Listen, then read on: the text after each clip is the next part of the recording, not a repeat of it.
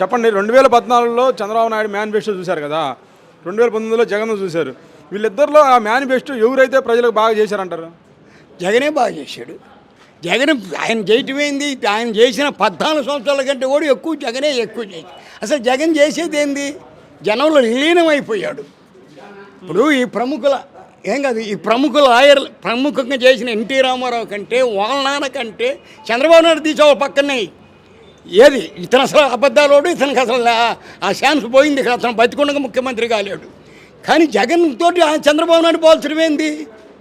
మీరు ఆలోచించండి. జగన్కి చంద్రబాబు చెప్పేదండి మాయ మాట్లాడితే ఆంధ్రజ్యోతి ఈనాడు పేపర్ ఉంది, రోజు ఏదో ఒకటి రాయటమే, ఏమన్నా ఉందా? ఇక్కడ జనం ఏం పిచ్చోళ్ళు కాదుగా, చూడకుండా లేరుగా.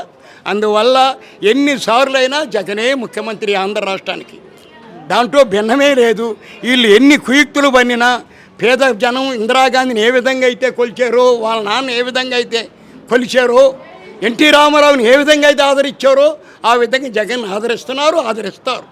నేను ఒక బల్లికలో మాజీ జడ్పీటీసీని, నక్కబొక్కల పోటు మాది, నేను సొంతూరు, నా పేరు మాతయ్య. ఇంకేం కావాలి చెప్పండి. సరే, ఇంకా వచ్చేది 3 నెలల్లో మన పార్టీ అన్న నారా లోకేష్ ఏంటి 3 నెలల్లో వచ్చేది మన పార్టీ. 3 నెలలకని దాని అర్థం, ఆయన 3 నెలలకే ఆయన తెరమరుగు అవుతాడు. ఏమండి, నేను బల్లికూరలో మాది యాంటీ కాంగ్రెస్, బల్లికూర మండలం ఎప్పుడు యాంటీ కాంగ్రెస్. నేను 17,003 ఓటుతో గెలిచాను. మరి మొన్న 580 ఓట్లు పడిపోయిందంటే దాని అర్థం ఏంది? ఓటర్ మారినట్టేగా, నన్ను చూసే వేయలేదుగా, ఎట్టుకుడు పార్టీ చూసేసిన ఓట్లింగేగా.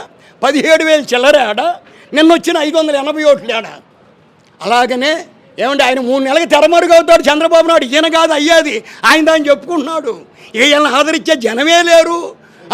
ఇక ఎందుకంటే దొంగలు అని పనికిమాని మొత్తం ఒక చోట చేరిని ఏంటి ఎస్సీలను బీసీలను ఏది ఇష్టానికి. అందువల్ల అతను నమ్మే స్థితి లేదు. కేజీ బంగారం నిజంగా బంగారం ఇచ్చినా అతను నమ్మరు ఎవరు, చంద్రబాబు నాయుడు. ఎందుకంటే రుణమాఫీ అన్నాడు, రుణమాఫీ లేదు. పిల్ల ఇంటింటికి ఉద్యోగం అన్నాడు, ఉద్యోగం కాదు కదా, వాళ్ళని ఈడిచీడి తన్నిచ్చాడు ఒక రకంగా చెప్పాలంటే. అందువల్ల ఏ ఒక్క పేదవాడు, ఏ ఒక్క రైతు కూడా ఇవాళ చూడండి ఎంత గిట్టుబాటు ధరలు వస్తున్నాయో. ఇవాళ ఏ పంటకి ధర లేదో చెప్పానండి. చంద్రబాబు నాయుడు ధరలు ధాన్యం నిలవండిపోయింది, ఏమైనా ధరలు ఉన్నాయా చెప్పండి.